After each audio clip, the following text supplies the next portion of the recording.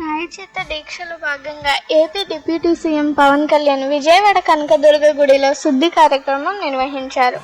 ఆలయానికి చేరుకున్న పవన్ కళ్యాణ్కి ఆలయ అధికారులు ఘన స్వాగతం పలికారు. అనంతరం దుర్గా గుడి మెట్లను శుద్ధి చేసి పసుపు రాసి బొట్టు పెట్టి శుద్ధి కార్యక్రమం పూర్తి చేశారు.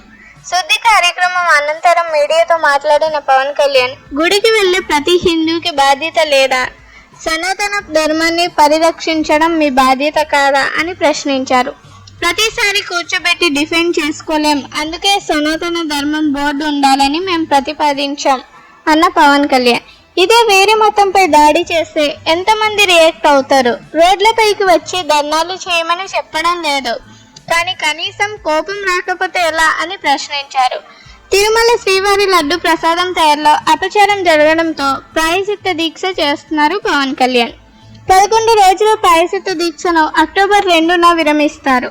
అక్టోబర్ 1వ తేదీన అలిపిరి మెట్ల మార్గం ద్వారా తిరుమలకు చేరుకోనున్న AP deputy CM Pawan Kalyan October 2న శ్రీ వెంకటేశ్వర స్వామిని దర్శించుకొని ప్రాయశ్చిత్త దీక్ష విరమిస్తారు.